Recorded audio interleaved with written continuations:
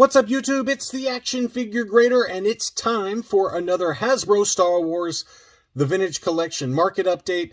Lots of good data here, everything from the early TVC 1.0 to recent releases, and as you can tell by this thumbnail, another factory error Miscard sold for big money, and this was the Zutton card back with the Boba Fett inside. This is one we've seen in the past, but this one did sell, along with a number of really great items. As always, thanks to my Patreon supporters. You guys allow this channel to happen. Patreon.com/actionfiguregrader is where you can go to sign up to get 24 hours early access. Let's go ahead and dig in. A number of different VC-13s sold with different name pills. And this is the foil Anakin Skywalker Ultimate Galactic Hunt, but this is the Canadian version. You can tell because it's got that age idadi in the upper left-hand corner. So this is the foil Canadian with the multi-language offer for the rocket-firing mail-away Fett.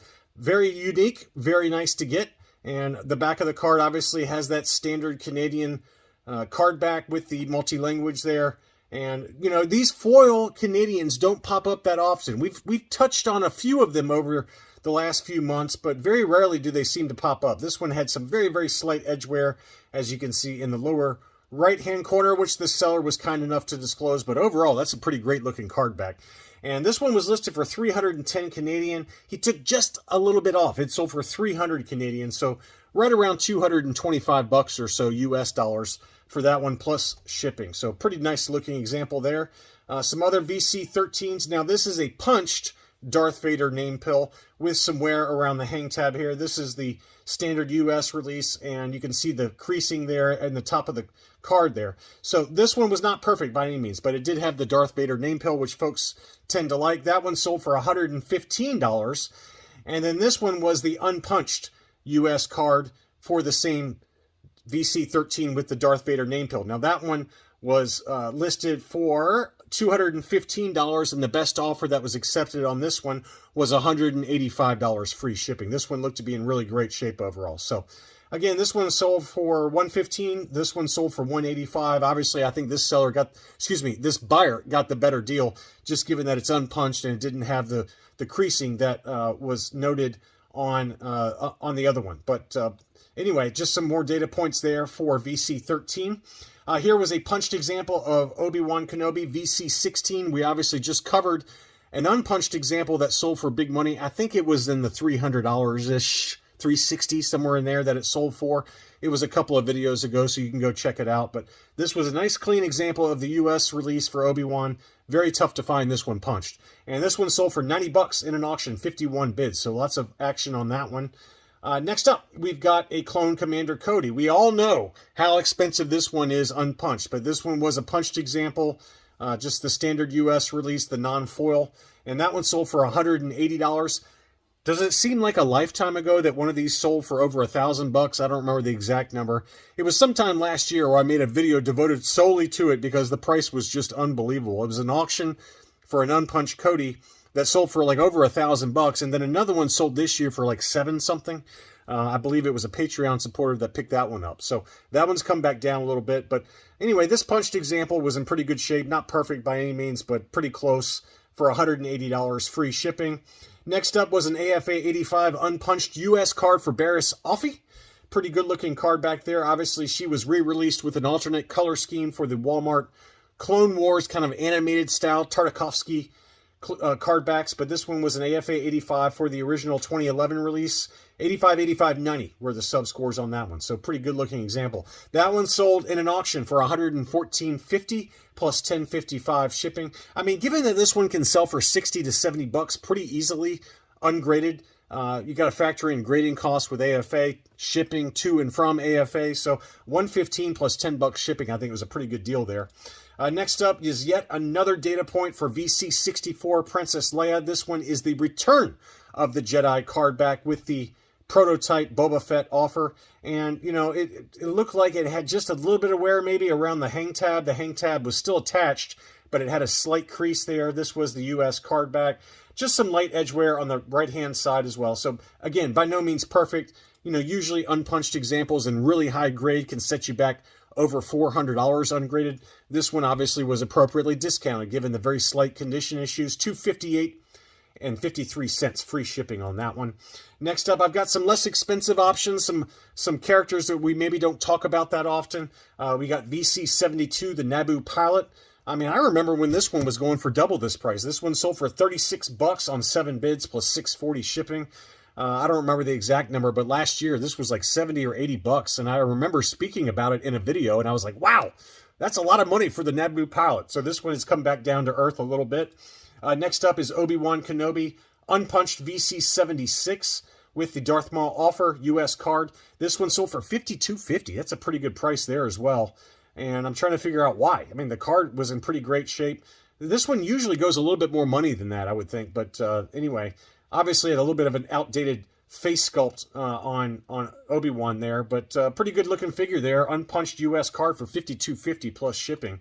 Next up, Princess Leia in the Sandstorm outfit. This was an unpunched example. This is another one that continues to hold its price really well. And as we talked about, probably because VC64 has gotten so expensive, so collectors who maybe don't want to pony up $250 to $400, they go to this one. And this one is held pretty steady at around 120 bucks.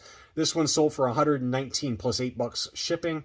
Here's another one that was kind of in that list of figures I haven't talked about that much, and this is Colonel Kraken, the Millennium Falcon crew, unpunched US card with the Maul offer. That one sold for 31 bucks. So there are still some good TVC 1.0. This was a deleted scene Blu-ray figure. There's still some early TVC. If you're filling out your collection, now's a pretty good time to pick up some of these lesser characters inexpensively. One that's not inexpensive, but certainly has come back down in price is VC98 Grand Moff Tarkin. This was an unpunched example, again, with the offer sticker for Darth Maul. $125 free shipping. I mean, for the longest time, I would always say, yeah, $175 to $200 for an ungraded Grand Moff Tarkin. This one's $125 free shipping. So that's a pretty good data point there. Ahsoka is another one. If you want the original issue, now is absolutely the great time to get the U.S. release for this one.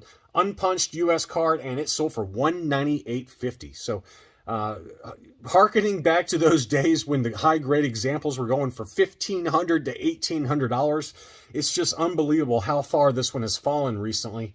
And now's a good time to get it. If you want that original issue, it's probably not going to get much cheaper than 198 bucks. It seems like, you know, $190 to $350. It depends on the auction and who's selling it, but wow, that has really come down in price. Obi-Wan Kenobi, the original issue VC 103 Clone Wars version, 73 bucks. That's another one that was like 100 to 125 bucks. This one sold in an auction, unpunched US card in pretty pristine condition for $73 plus $10.60 shipping. Next up was VC 107, another one that has come way down after the reissue. Weequay, and this one was an unpunched US card, original issue, 75 bucks. I mean, this time last year it was $175 to $200, and this one sold for $75. Unbelievable how much those have dropped. This was an interesting sale. This was the carbon freezing chamber. I cannot talk. With Jar Jar and Carbonite. We know how expensive that is, and this included the entire Carbonite block set, or whatever you want to call this, the kind of octagonal or pentagonal set with the Jar Jar inside. So he pulled out the Jar Jar to show what it looked like, and it looked to be pretty clean. And this one sold in an auction for $560 bucks.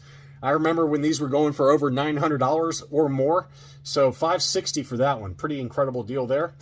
Here was an AFA 8.5 Dirty Sand Trooper, and we all know how expensive the dirty version of VC 112 is relative to the clean white version. This one always sells for about double, it seems like. This one sold in a buy it now situation for $280, AFA 8.5, the Dirty Sand Trooper. It's interesting to me that AFA didn't label it like Sand Trooper and then in parentheses dirty versus the clean version, but this one is a very expensive one, and it was a pretty gorgeous example, 8.5 on the modern scale. And then finally, before we dig into some customs, I want to show you this Miscard. This is the first Miscard I've seen sell in a while, but this was the Boba Fett on the Zutton card back, and it sold one bid for $1,000 plus $25 shipping. So big number there. The lowest I think I remember seeing these sell for last year was in the 700s, but this one did sell for $1,000. And it's not super uncommon, but it's not as plentiful as like the Jawa Clone Trooper card back, which we saw a bunch of those come up, especially over in eBay UK. But this one I've seen maybe 5 or 6 examples over the years. $1,000 took that one home. And then I wanted to finish the video off with some customs that I thought this seller did a pretty great job with. I don't collect customs, but I wanted to show them. This seller, Grumpy Puppet, has a number of other ones in case you like customs. I don't collect customs, but this one was a custom Quarren Warrior. So you can kind of picture this in like a Mandalorian Season 3 diorama or something like that. Maybe as like part of the pirate gang, I don't know. But pretty cool looking figure there. And that one sold for $40, one bid. And he also had another Quarren that had kind of a more decorative outfit, maybe like a Quarren Mercenary is what he calls it. That one sold for $43, so bidders seem to like that one a little better. And I thought this one was really cool. This was a custom vintage collection Frogman. So it gives you kind of an idea of what the Frog Lady might look like if and when the vintage collection releases Frog Lady. But this is a really cool looking kind of custom that is kind of the male version with a little blaster shotgun rifle. And I thought that turned out pretty good. That one sold for $40. Again, one bid on that one. So anyway, if you like customs, you can go check out that seller on eBay. Grumpy Puppet is his name, and he's got a bunch of other customs available for sale. I don't know him or anything. I can't vouch for his work, but I just wanted to point those out because I thought they were pretty cool. Anyway, that's all I really had for this edition of the Vintage Collection Market Update. As always, thanks so much for watching, and I'll be back soon.